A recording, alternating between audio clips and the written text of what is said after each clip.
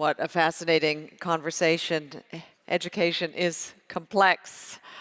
Let's dive even deeper in the next session. I'd like to introduce Mr. Grant Leaity, who is the representative of UNICEF in the Democratic Republic of Congo. He will moderate this next session. And just asking everyone to stick with us. After this, we're going to have a coffee break, and we have some real highlights in the afternoon. The High Commissioner for Refugees, for example, Filippo Grandi, will be here, as well as the Commissioner General of UNRWA. So stay with us, and thanks for listening to this next session. Good luck. You too.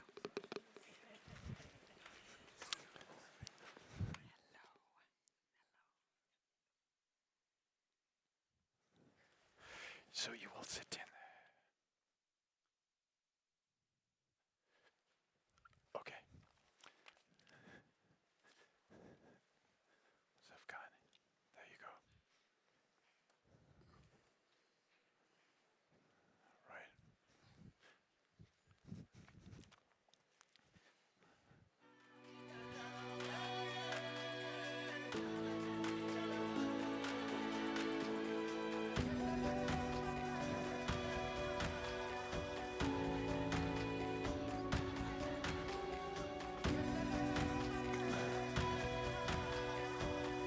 Good afternoon. We will now focus on Education Cannot Wait flagship investment window, the multi-year resilience program. These programs are supported in 26 countries in all, and this is an approach which facilitates joint humanitarian and development programming, which brings a whole-of-child approach. And includes a social cohesion and a peace aspect. Let's start with some film footage from the implementation of the multi-year program in Afghanistan before listening to testimonies from various countries and partners.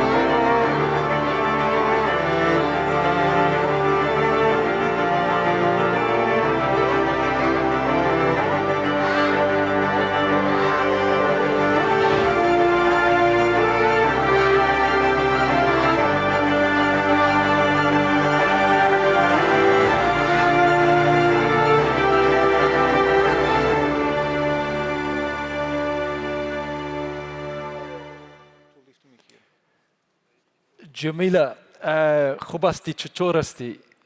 You have fled your country on several occasions, the first time after the Soviet invasion, and you're a forceful advocate for girls' education in your country, which we heard, we also got an early taste of in the session this morning. Please share with us your story. Thank you very much. By watching the video, I became emotional.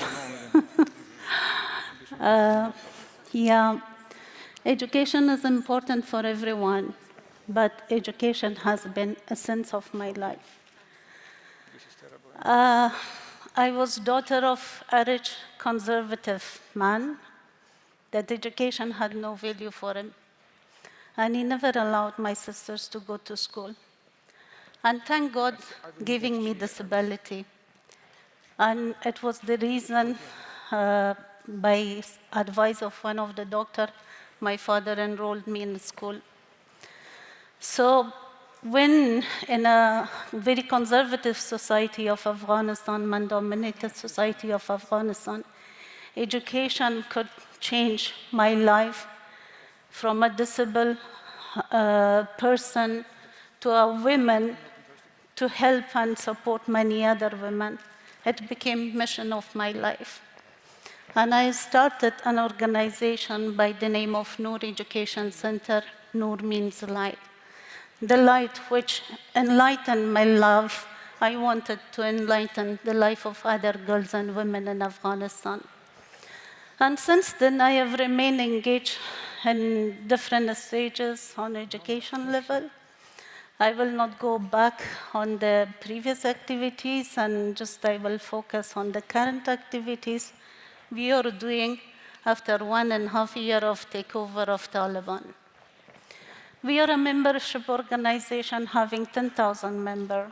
And out of 10,000 members, we have 2,000 female teachers, our members. All of them has established home schools. And we are covering 50,000 adults and girls at the moment getting education on the community level throughout the country. It's not an educational activity, but it is a safe space for girls to come together, to share, to exchange, and to learn, and to reduce their stress. We are providing them psychosocial wellness program as well, to make them hopeful, to keep resilience, to combat the situation. And all of these activities are without a single penny of any donor at the moment, because Afghan people are changed. We are thirsty of education. We understand the importance of education. And the Jamila, which started 20 years back activity, she has given that enlightenment to many other women around her, that everybody has started doing something. Just like enlightening a candle is making many other candles to be lightened around. And we are trying to reduce domestic violence, child marriages issues, forced marriage issues, and so many other complications that Afghan women and girls are facing today. And sometimes I think, why Afghanistan should not be on the agenda of international community? We are not creature of any other universe. We are living in this world. We are human beings. Why somebody should take our basic human right from us and make us disabled physically, mentally, and emotionally? This is the time that the international community must stand beside us. If Taliban is not cooperating, people of Afghanistan is ready for any kind of risk and challenge to overcome the problem. Thank you very much.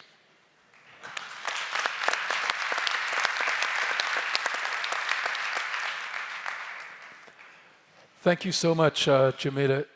We will now move across to the Democratic Republic of Congo, where on behalf of UNICEF and all of the implementing partners, we would like to sincerely thank Education Cannot Wait and all of the donors for your generous support.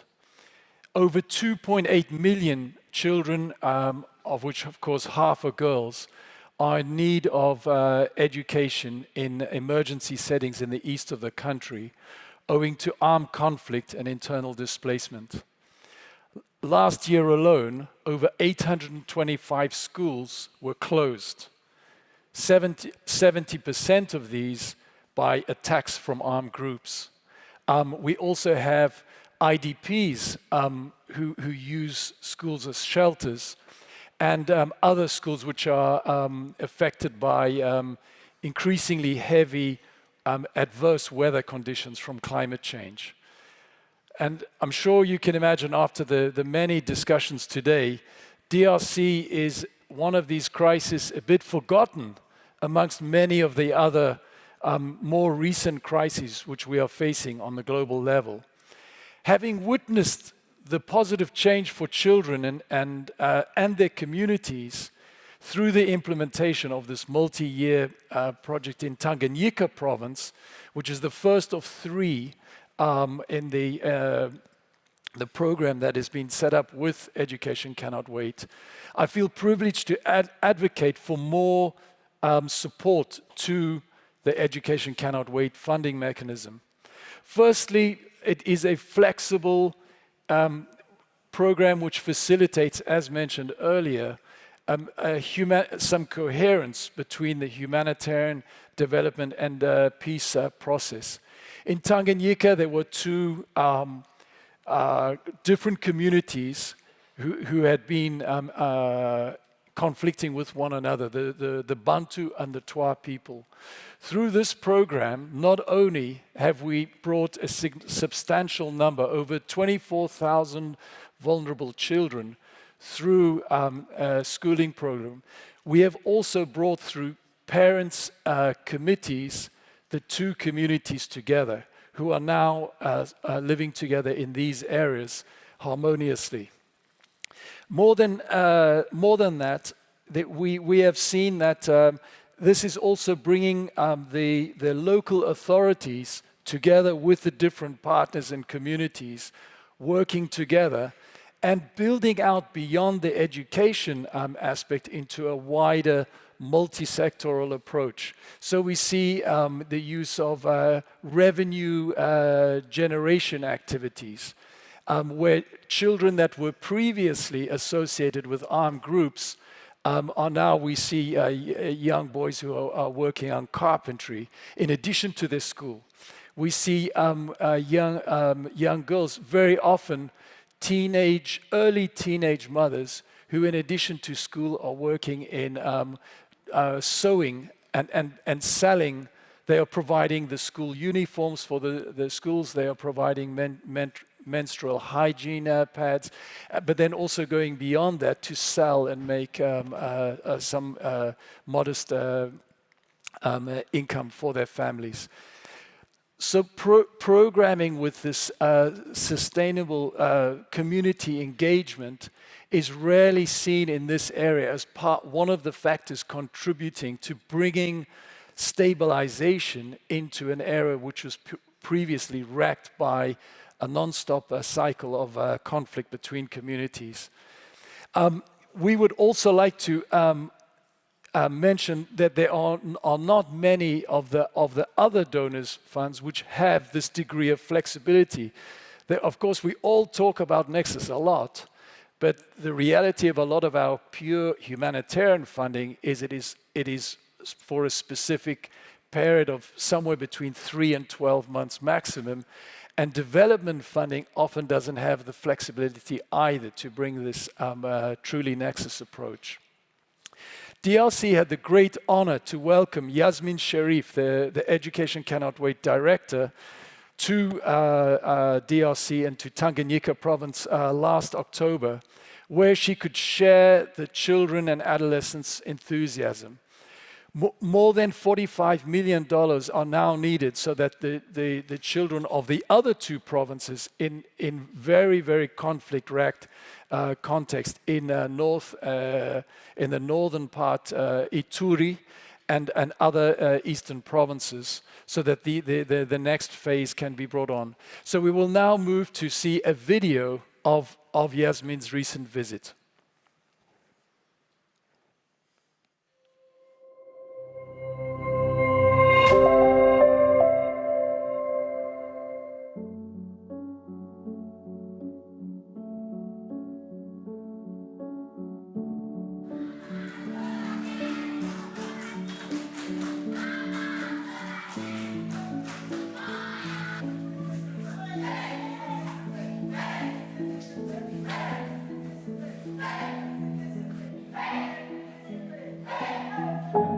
vitu vya mbaya tulikuwa napitia, tulikuwa naua watu, tulikuwa nakula kwa taabu mpaka twende tuibe. Jinsi tulikuwa kule hatukuwa na huruma ya kuhurumiana, lakini hii ya sasa hapa na pia najikuta nakuwa kwa masomo, najiona niko huru, niko nacheza na wenzangu, na mwenzangu akinikosea akinidoma msamaha, najua jinsi ya kusamehe. Ya kwanza tunawafundisha upendo na watu wote. Ya pili tunawafundisha msamaha. Ndio tukunedikaza kuwasaidia kimafundisho. Wasaulike ile maneno yote ya zamani. Kuna wengi wanesharudia shule, magumu iko ya kabambi sana. Na kila mtoto kuna maproblemu yake. L'école a changé beaucoup de choses parce qu'auparavant, les enfants d'ici. School provides a lot of change because children used to have to walk 7 or 8 kilometers to get to school. Imagine little children having to walk kilometers before being able to learn. Thanks to this new school, which has facilitated access to learning for children, strengthen social cohesion and the community. À travers de ces projets, nous sommes en train d'apporter aux élèves un repas chaud chaque jour pour augmenter les taux de scolarité dans la communauté, mais aussi réduire les taux d'abandon. Donc nous avons constaté que depuis qu'il y a la cantine scolaire, les taux d'absentéisme sont réduits. Mais au-delà de cela, dans cette communauté, il y a une augmentation des taux de scolarisation des filles.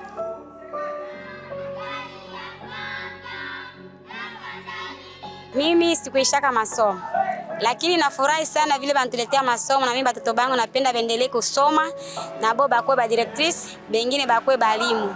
Bakubwa ba zamani balikuwa napenda batoto banamuke basome. Balikuwa na bawesha juu ya kula mali, babaweshe mbele ya miaka.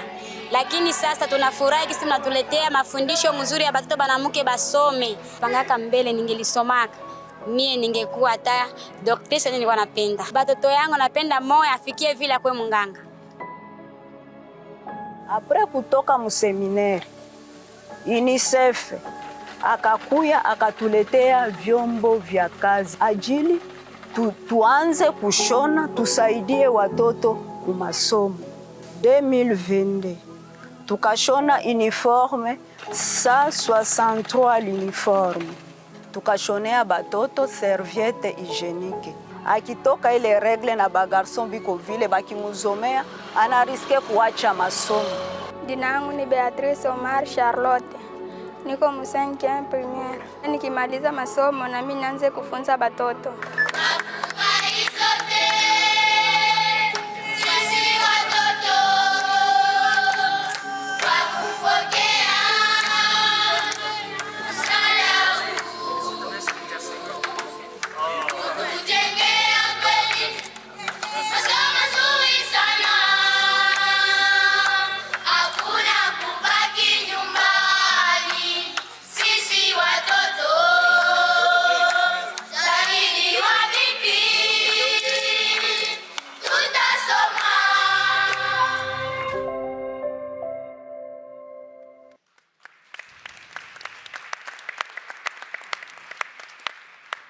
Uzuri sana. Now let's move to Bangladesh, where Education Cannot Wait launched its second multi-year program in 2022, providing education for the Rohingya refugee and host community children in Cox's Bazar.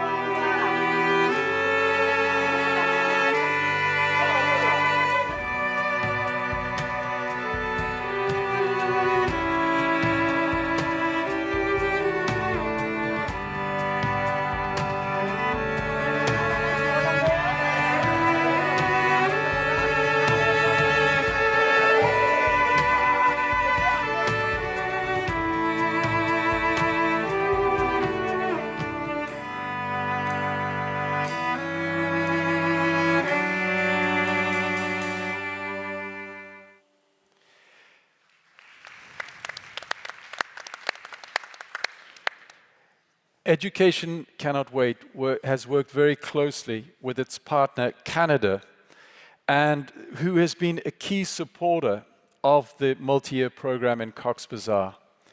I'm delighted to present Leslie Norton, Ambassador and Permanent Representative of Canada to the UN and the Conference of Disarmament in Geneva. Leslie, delighted to see that things have improved considerably in Cox's Bazar since my first visit in September 2017. Please tell us about Canada's engagement. So thank you very much, Grant, and good afternoon, everyone. So let me begin first by stating that Canada is really proud to have been a supporter of Education Cannot Wait since it began in 2016. And of course, education has always been an important component of our international development work. We recognize the strong results that ECW is achieving with its partners, and that's why we are a committed partner with ECW. And we value the bridge that ECW has built between humanitarian and development programming. And we heard colleagues this morning stress how important and much needed bridges are in this context. Earlier today, I was pleased that Canada's Minister of International Development announced our latest pledge to ECW of 87.5 million Canadian dollars. So 27.5 million of that is earmarked for the multi-year resilience program in Bangladesh. Given the protracted nature of the Rohingya refugee crisis, we recognize the pressing need to support refugee and host community access to inclusive, quality education. And that's why we're investing to scale up this very important program. You saw the numbers in the film. I'll just throw a few more out at you. So Bangladesh hosts over 950,000 Rohingya refugees, including more than 770,000 who fled Myanmar following the violence in August 2017. And as mentioned in the film, over half of the refugee population is under the age of 18.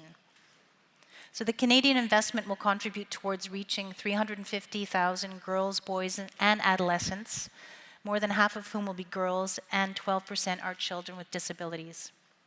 Our support will help to provide access to quality education for the hardest to reach learners.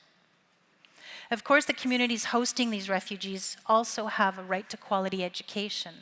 So I'm pleased that the programs will take an integrated approach and will strengthen education sector coordination and accountability.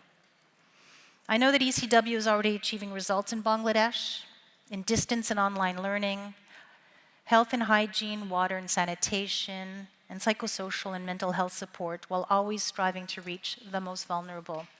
So Canada's support will help to fill a really significant funding gap for this program, and I strongly encourage others to contribute to further filling the gap in this and other MERPs. So in closing, I just want to stress how essential multi-year funding is to bridge between humanitarian and development programming and to provide stability for vulnerable communities. Thank you. Thank you so much, Leslie. Now let's move the focus on engagement of civil society organizations in the development and implementation of multi-year programs. I'm delighted to introduce and welcome both Jan Egeland, the Secretary General of the Norwegian Refugee Council, and Dr. Vladimir Cuk, the Executive Director of the International Disability Alliance. Jan, if I could turn over to you first. You also champion the grand bargain as lead. How does civil society participation in Education Cannot Wait multi-year resilience program contribute to filling the gap in humanitarian needs? Thanks, Grant. It contributes a lot. That's the answer to that. Indeed, the grand bargain, and I would say virtually all here would be signatories to that agreement, the grand bargain. Certainly Canada is, certainly NRC is, the UNICEF is. It's the agreement coming out of the humanitarian summit in 2016, where all of the big donors, all of the UN agencies, the Red Cross and Red Crescent family, the international non-governmental organizations, and importantly, the local non-governmental organizations, agree to make aid more effective and efficient. And Education Cannot Wait is actually helping in two fundamental areas now, which are the priorities of the Grand Bargain. First is quality funding. And quality funding is really multi-year, predictable, effective, efficient, unbureaucratic. Are we to enable education from Afghanistan, where we're fighting now for the right of girls' education with the Taliban, or anywhere else? We need a multi-year perspective. It could take months before we get girls back to schools. We need predictability. We need so in DRC, in Cox's Bazar, and so on. Too often, humanitarian organizations and those in education start from scratch every single year. It's a paper mill beyond belief. Applications, reporting, auditing, starting again.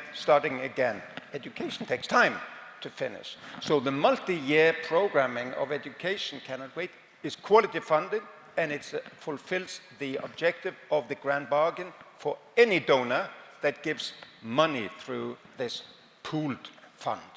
Secondly, the priority is localization at the moment.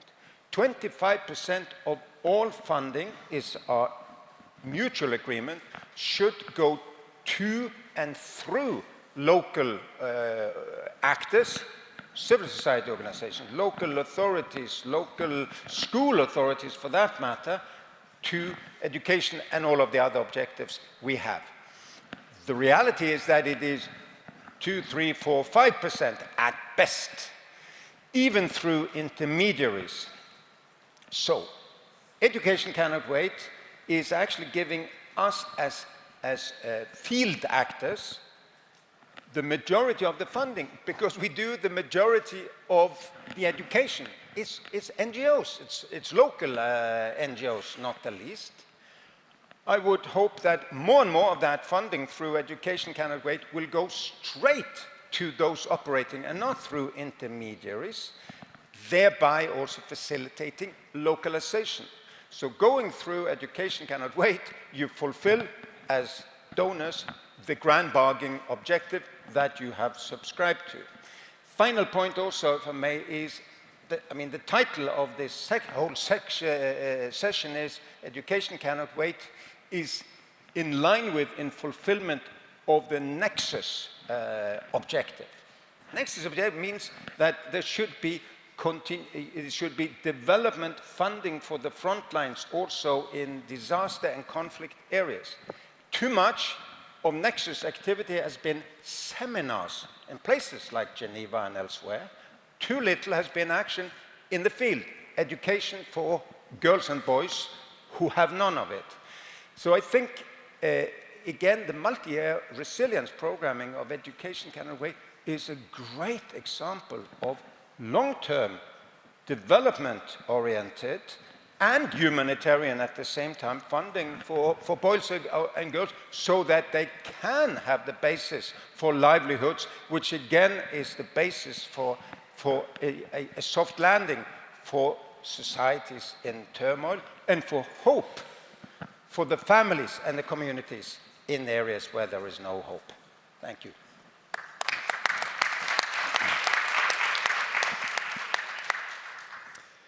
Thank you so much, Jan. Now, it turns out that despite the many miracles, not even Education Cannot Wait can escape Murphy's Law. So, with sincere apologies, Vladimir, for the lift that was actually tested yesterday afternoon, which I witnessed, but we seem to have some malfunction. Vladimir, could I now turn over to you to get your view on how the multi-year resilience programs can affect learners with disabilities in these crisis settings?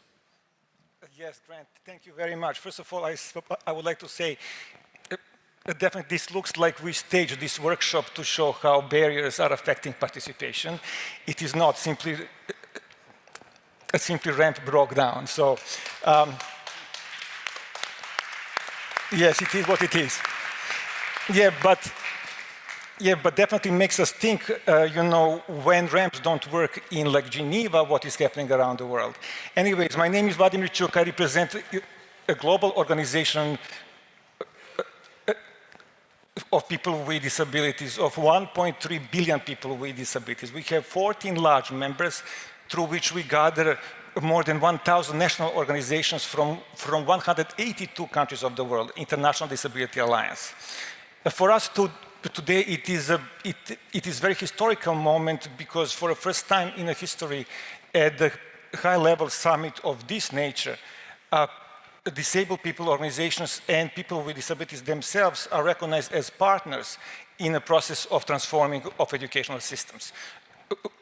We have seen already several speakers on the podium, maybe not me, but there will be more speakers coming up tomorrow. This is a great news, and really I would like to take a moment and recognize Education Cannot Wait for making this step forward. Further, we are also celebrating beginning of a partnership with Education Cannot Wait.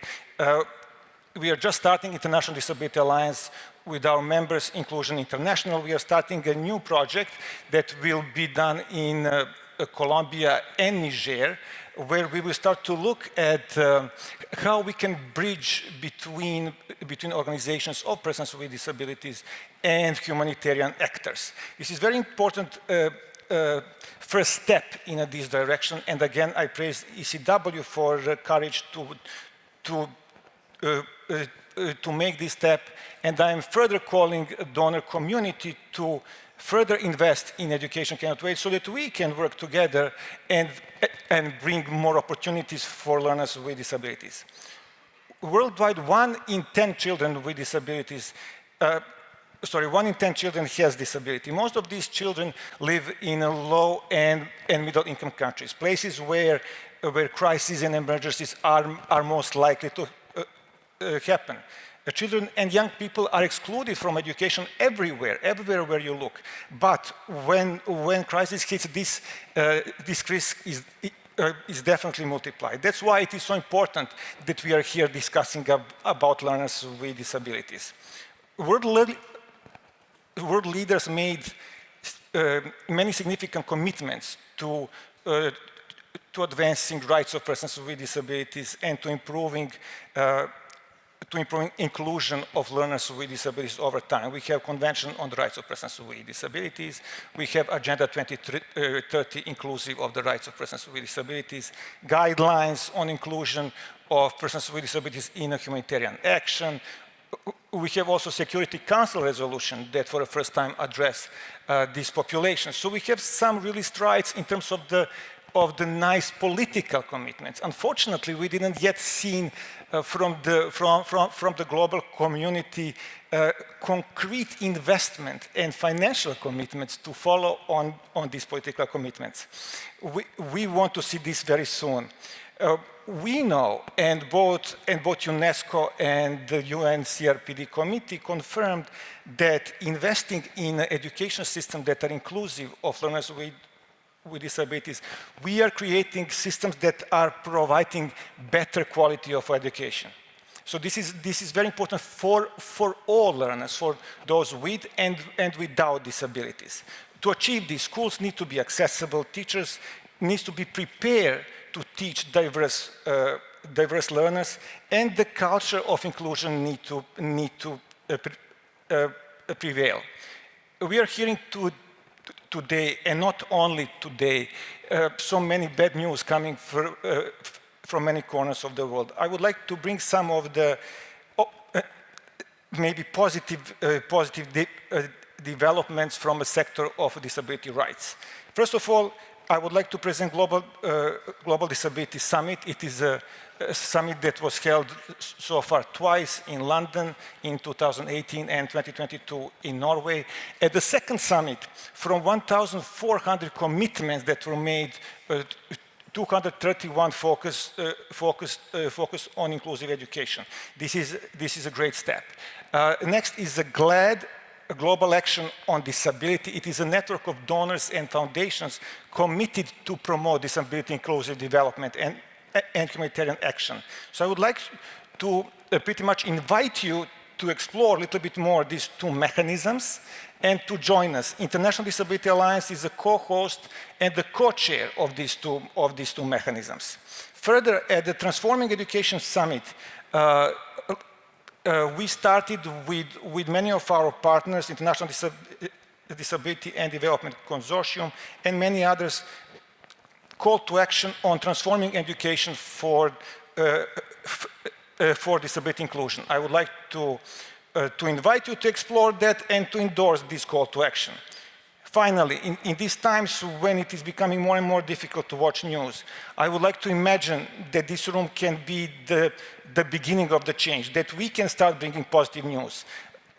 Truly, let's join together and support education of learners with disabilities. Thank you very much.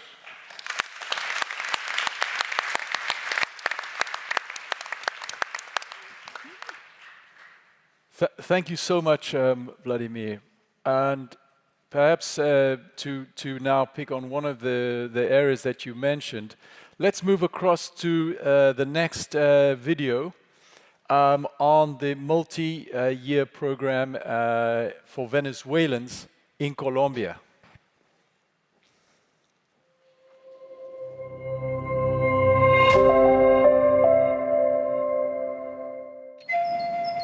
Hoy llevamos más de 285. More than we will just leave you reading the subtitles. La deserción es muy alta y para nosotros es una gran preocupación lo que está ocurriendo dentro de nuestro territorio. La pandemia por COVID-19 afectó a más de 2 millones de niños, niñas y adolescentes, sin clases presenciales entre 2020 y 2021. Esto tiene efectos aún hoy.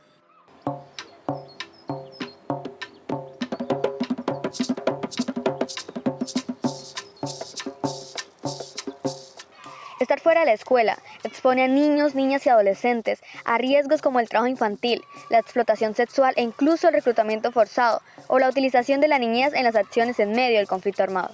La educación no puede esperar y por ello con recursos del Fondo Multidonante, que lleva este nombre, 5 organizaciones, Consejo Noruego de Refugiados, Plan Internacional, Save the Children, UNICEF y World Vision, implementan acciones en territorio para que las y los estudiantes colombianos afectados por la crisis migratoria reciban acciones de aceleración y o refuerzo escolar, para fortalecer el proceso de enseñanza-aprendizaje y desarrollo socioemocional realizado con la población participante y sus familias.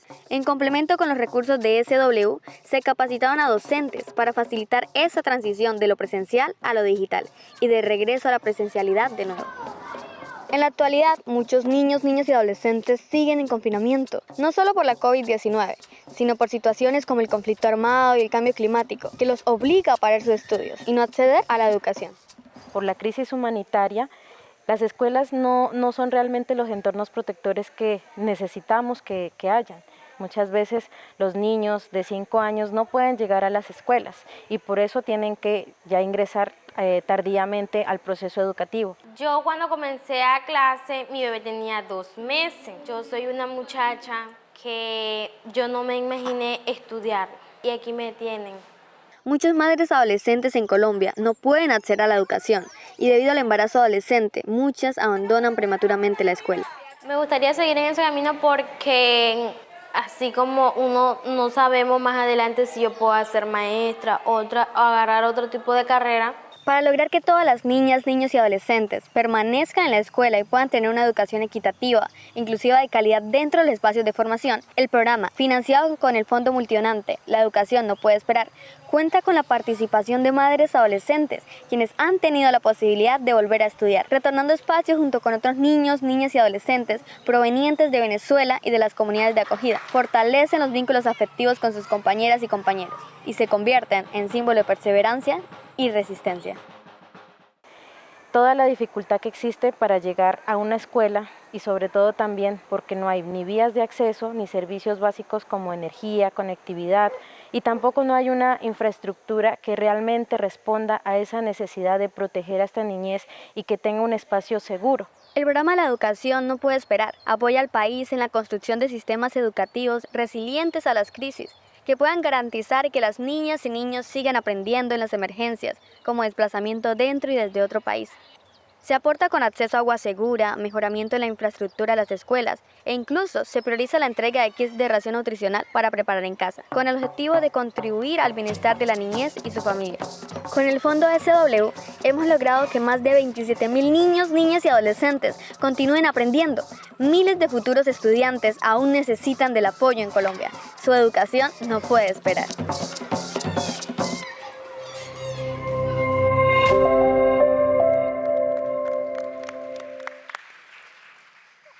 I am now pleased to welcome Ms. Adriana Figueiredo from Venezuela. Compañera Adriana, bienvenida. Cuéntanos su historia. Welcome, Adriana. Tell us your story as to how you left Venezuela. Thank you. For this great opportunity to be here in this panel. We listen to the stories from all around the world, but now it's time for us to focus on a forgotten area, which is Latin America. My name is Adriana Figueiredo. I'm a Venezuelan refugee living in Mexico, and I have been working with the Tertiary Refugee Student Network for the past year. I know that I'm lucky because I was able to get my degree and finish my tertiary education. But today, working closely with refugees and listening to the stories of refugee families, I know that I'm also lucky because I was able to finish my primary and secondary education when I flee Venezuela, including high school as well. I remember as an adult the fear of the unknown, those nights without sleeping because you were thinking about the future, the uncertainty, and I was thinking about that I didn't have the tools to continue my path because I didn't have the opportunity to have education. But I can't imagine how this fear must feel for a kid or adolescent without the tools or without being able to access to education because of many things. And the idea that they won't be able to get the opportunities that they were supposed to get in their home countries, and they are not able to get access to them because of things they didn't understand or they don't even understand. Now, as we saw in the video, we have to guarantee more sustainable environments for more kids to get access to education, and this includes our refugee Venezuelan kids. And we learned that including refugees in national education system is the only sustainable solution to addressing both the education needs for refugees and the amplified needs of their home communities. The problem right now is that parents have to decide whether their kids go to school or have something to eat. And this is why we need to focus on more funding, especially multi-year funding. Now, maybe talk about inclusion, because it is useless to have a lot of programs that are not going to be accessible for our refugee kids and adolescents, because we know that we have been talking about equity, but the conversation is not about equity, it's about equity, not about equality, because sometimes we think education is inclusive because we have the opportunity there and we are able to enroll, but we, refugees, might face difficulties that other people are not facing, and this is not seen. There are a lot of points we need to take in consideration if we want the addition of refugee in the educational systems, including accelerated learning programs, but we need to bring to the table the necessities that we have in order to complete our educational cycle. I'm never gonna get tired to say that as refugees, we face barriers every single day. Lack of documentation, xenophobe, the lack of tools, or in some cases, we don't have the idea of how to use these tools. But if we are here to say that education cannot wait, we need to address these situations as well, so our refugees' kids and adolescents don't waste time in the process to get access to a proper education, and then they can continue their life even with the barriers they will always face as migrants, and this includes funding. With this amount of tragedy in the world, refugee numbers are just going to grow more and more. And that's the reason why we must not leave anyone behind, including refugees. Thank you so much.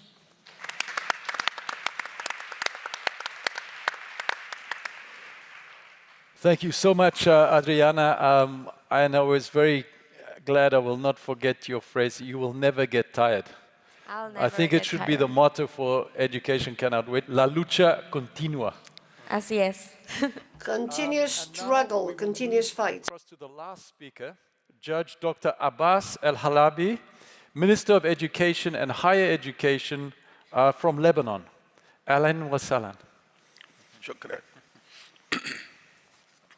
Excellencies and honored participants, I was reading a blog for Stefania Giannini and colleagues, and I got caught up by a statement that said, when your house is on fire, you don't worry about how big it is, the color of the paint on the walls, or whether the kitchen is too small. You just focus on putting out the fire. In the education sector in Lebanon, our house is on fire.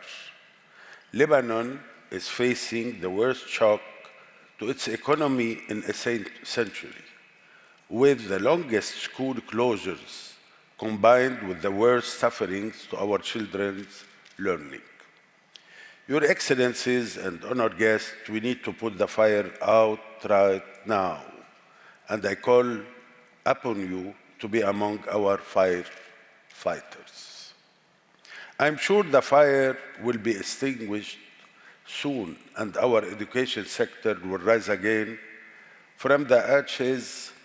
And I, as Minister of Education and Higher Education, one minister dealing with higher education, private education, public education, technical and vocational education, and the Center for Educational Research and Development, I commit to continue my strategic duties in restoring the right of education for all, without exception, an inclusive education for all ages, across all nationalities, in all communities, with focus on wider participation and equality of opportunity, and a global outlook with a clear civic mission, renewed commitment to lifelong learning, citizenship education, continuous improvement, and competitive and collaborative research.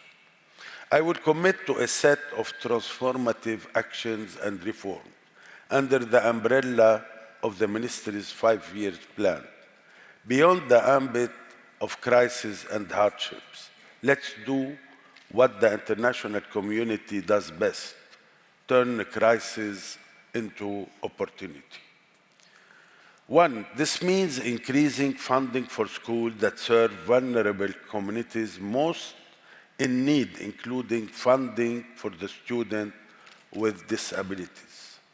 Two, this means utilizing emergency funds to ensure that in the coming year, our school will open and operational, foreseeing adequate and sustainable funding to the educational system. Let's hold ourselves accountable.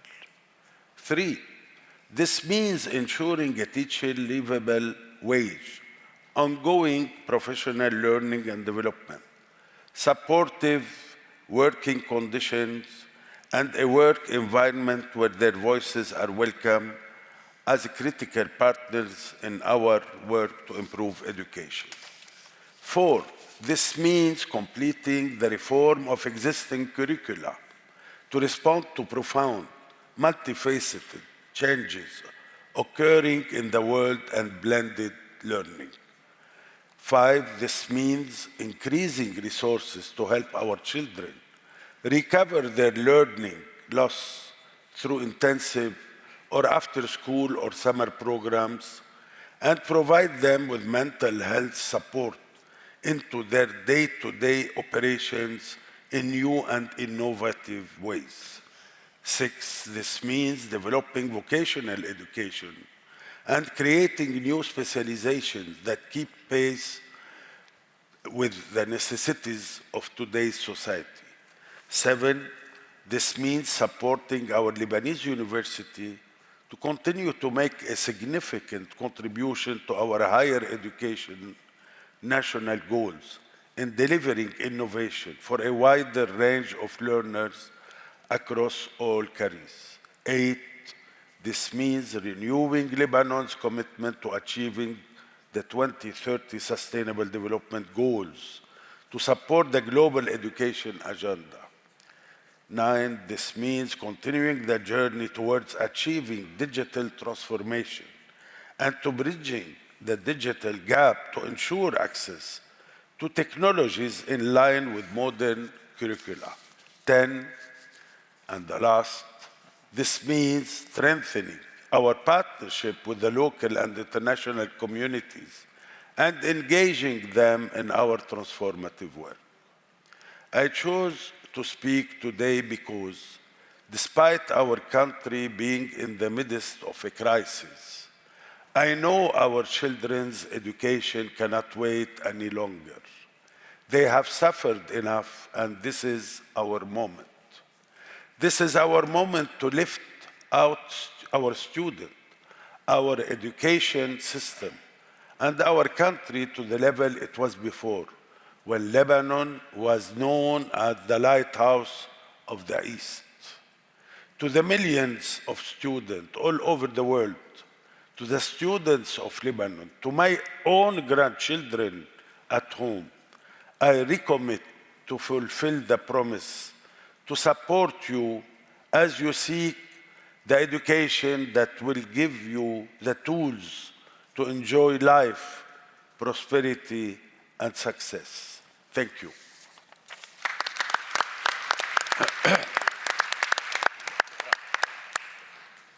Thank you, Dr. Abbas, for these words of hope and commitment. Colleagues, it has been a huge honor and a privilege to participate in this rich panel. And I'm sure you will agree, we have seen how multi-year programs invest in girls' education in Afghanistan, help to give hope and bring peace to conflicting communities in the DRC, how the programs serve as a mechanism to leverage additional funding in Cox's Bazar, how the approach invests in the concept of leaving no one behind, as mentioned by Jan, in terms of bringing our commitments for the grand bargain out of the conference rooms onto the ground.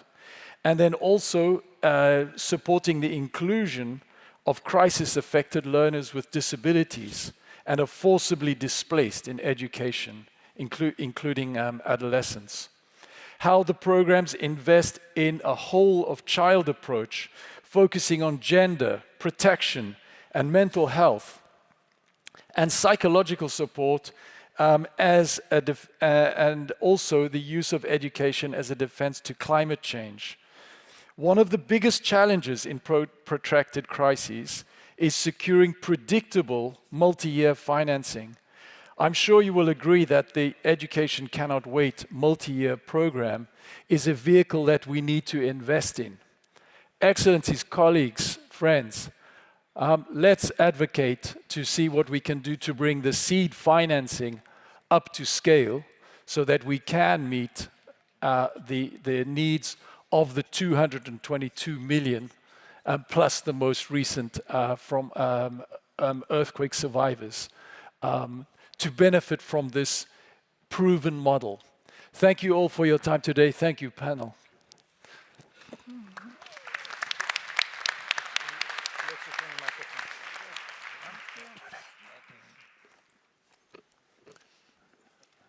Thank you, dear panelists. And indeed, let's turn crises into opportunities.